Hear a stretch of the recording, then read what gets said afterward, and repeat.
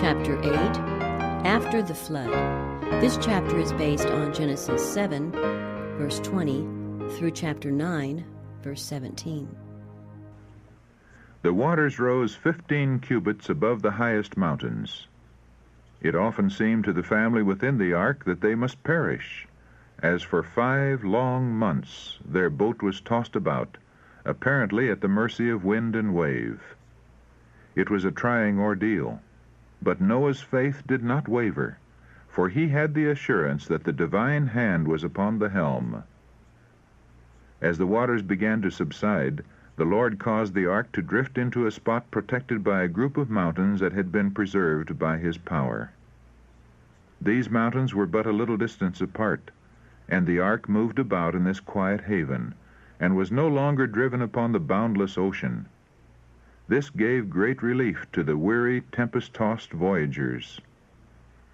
Noah and his family anxiously waited for the decrease of the waters, for they longed to go forth again upon the earth. 40 days after the tops of the mountains became visible, they sent out a raven, a bird of quick scent, to discover whether the earth had become dry.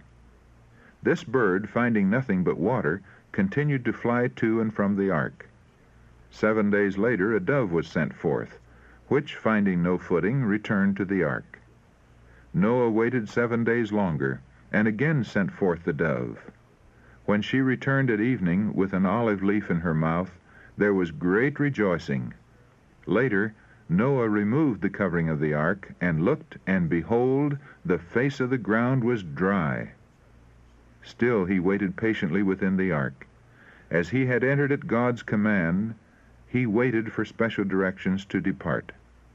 At last an angel descended from heaven, opened the massive door, and bade the patriarch and his household go forth upon the earth, and take with them every living thing. In the joy of their release, Noah did not forget him by whose gracious care they had been preserved. His first act after leaving the ark was to build an altar and offer from every kind of clean beast and fowl a sacrifice, thus manifesting his gratitude to God for deliverance, and his faith in Christ, the great sacrifice.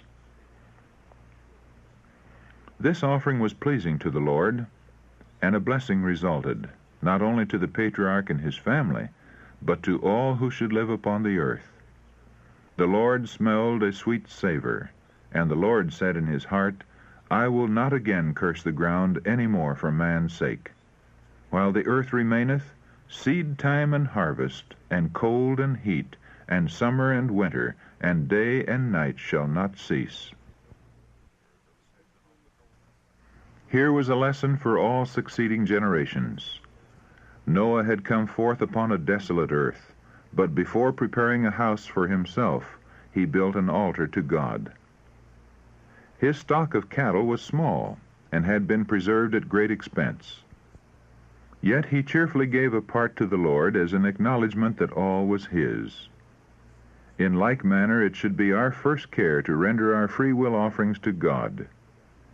Every manifestation of his mercy and love toward us should be gratefully acknowledged, both by acts of devotion and by gifts to his cause. Lest the gathering clouds and falling rain should fill men with constant terror, from fear of another flood, the Lord encouraged the family of Noah by a promise. I will establish my covenant with you, neither shall there any more be a flood to destroy the earth. I do set my bow in the cloud, and it shall be for a token of a covenant between me and the earth. It shall come to pass, when I bring a cloud over the earth, that the bow shall be seen in the cloud. And I will look upon it, that I may remember the everlasting covenant between God and every living creature.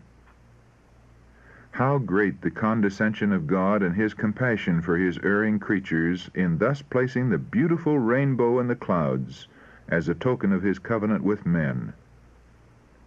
The Lord declares that when he looks upon the bow, he will remember his covenant. This does not imply that he would ever forget, but he speaks to us in our own language, that we may better understand him. It was God's purpose that as the children of after generations should ask the meaning of the glorious arch, which spans the heavens. Their parents should repeat the story of the flood, and tell them that the Most High had bended the bow and placed it in the clouds as an assurance that the waters should never again overflow the earth. Thus, from generation to generation, it would testify of divine love to man, and would strengthen his confidence in God. In heaven, the semblance of a rainbow encircles the throne and overarches the head of Christ. The prophet says, "As the appearance of the bow that is in the cloud in the day of rain, so was the appearance of the brightness round about the throne. This was the appearance of the likeness of the glory of Jehovah." Ezekiel chapter 1, verse 28. The Revelator declares, "Behold, a throne was set in heaven, and one sat on the throne. There was a rainbow round about the throne, in sight like unto an emerald." Revelation chapter 4, verses 2 and 3. When man by his great wickedness invites the divine judgments, the Savior, interceding with the Father in his behalf, points to the bow in the clouds, to the rainbow around the throne and above his own head, as a token of the mercy of God toward the repentant sinner. With the assurance given to Noah concerning the flood, God himself has linked one of the most precious promises of his grace. "As I have sworn that the waters of Noah should no more go over the earth, so have I sworn that I would not be wroth with thee, nor rebuke thee. For the mountains shall depart, and the hills be removed, but my kindness shall not depart from thee, neither shall the covenant of my peace be removed, saith Jehovah, that hath mercy on thee." Isaiah chapter 54, verses 9 and 10. As Noah looked upon the powerful beasts of prey that came forth with him from the ark, he feared that his family, numbering only 8 persons, would be destroyed by them. But the Lord sent an angel to his servant with the assuring message, "The fear of you and the dread of you shall be upon every beast of the earth, and upon every fowl of the air, upon all that moveth upon the earth, and upon all the fishes of the sea. Into your hand are they delivered. Every moving thing that liveth shall be meat for you. Even as the green herb have I given you all things." Before this time, God had given man no permission to eat animal food. He intended that the race should subsist wholly upon the productions of the earth. But now that every green thing had been destroyed, he allowed them to eat the flesh of the clean beasts that had been preserved in the ark. The entire surface of the earth was changed at the flood. A third dreadful curse rested upon it in consequence of sin.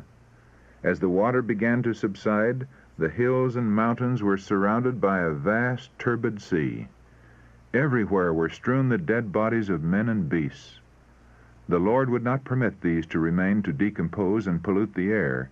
Therefore, he made of the earth a vast burial ground.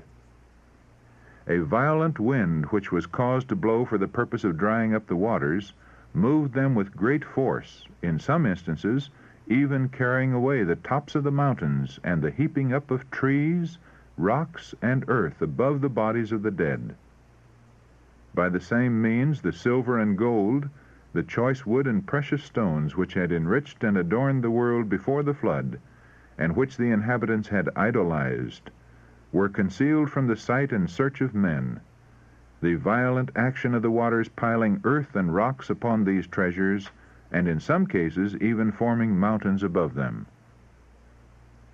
God saw that the more he enriched and prospered sinful men, the more they would corrupt their ways before him. The treasures that should have led them to glorify the bountiful giver had been worshipped, while God had been dishonored and despised. The earth presented an appearance of confusion and desolation impossible to describe. The mountains, once so beautiful in their perfect symmetry, had become broken and irregular. Stones, ledges, and ragged rocks were now scattered upon the surface of the earth. In many places hills and mountains had disappeared, leaving no trace where they once stood, and plains had given place to mountain ranges. These changes were more marked in some places than in others. where once had been earth's richest treasures of gold, silver, and precious stones, were seen the heaviest marks of the curse. And upon countries that were not inhabited, and those where there had been the least crime, the curse rested more lightly. At this time immense forests were buried. These have since been changed to coal, forming the extensive coal beds that now exist, and also yielding large quantities of oil. The coal and oil frequently ignite and burn beneath the surface of the earth. Thus rocks are heated, limestone is burned, and iron ore melted. The action of the water upon the lime adds fury to the intense heat, and causes earthquakes, volcanoes, and fiery issues. As the fire and water come in contact with ledges of rock and ore, there are heavy explosions underground, which sound like muffled thunder. The air is hot and suffocating. Volcanic eruptions follow, and these often failing to give sufficient vent to the heated elements, the earth itself is convulsed. The ground heaves and swells like the waves of the sea. Great fissures appear, and sometimes cities, villages, and burning mountains are swallowed up. These wonderful manifestations will be more and more frequent and terrible just before the second coming of Christ and the end of the world, as signs of its speedy destruction. The depths of the earth are the Lord's arsenal, whence were drawn weapons to be employed in the destruction of the old world. Waters gushing from the earth united with the waters from heaven to accomplish the work of desolation. Since the flood, fire as well as water has been God's agent to destroy very wicked cities. These judgments are sent that those who lightly regard God's law and trample upon his authority may be led to tremble before his power and to confess his just sovereignty. As men have beheld burning mountains pouring forth fire and flames and torrents of melted ore, drying up rivers, overwhelming populous cities, and everywhere spreading ruin and desolation, the stoutest heart has been filled with terror, and infidels and blasphemers have been constrained to acknowledge the infinite power of God. Said the prophets of old, referring to scenes like these, "O that thou wouldest rend the heavens, that thou wouldest come down, that the mountains might flow down at thy presence, as when the melting fire burneth. The fire causeth the waters to boil, to make thy name known to thine adversaries, that the nations may tremble at thy presence. When thou didst terrible things which we looked not for, thou camest down, the mountains flowed down at thy presence." Isaiah chapter 64, verses 1 to 3. "The Lord hath his way in the whirlwind and in the storm, and the clouds are the dust of his feet. He rebuketh the sea, and maketh it dry, and drieth up all the rivers." Nahum chapter 1, verses 3 and 4. More terrible manifestations than the world has ever yet beheld will be witnessed at the second advent of Christ. The mountains quake at him, and the hills melt, and the earth is burned at his presence, yea, the world and all that dwell therein. Who can stand before his indignation? And who can abide in the fierceness of his anger? Nahum chapter 1, verses 5 and 6. "Bow thy heavens, O Lord, and come down. Touch the mountains, and they shall smoke. Cast forth lightning, and scatter them. Shoot out thine arrows, and destroy them." Psalm 144, verses 5 and 6. "I will show wonders in heaven above, and signs in the earth beneath, blood and fire and vapor of smoke." Acts chapter 2, verse 19. "And there were voices and thunders and lightnings, and there was a great earthquake, such as was not since men were upon the earth, so mighty an earthquake and so great.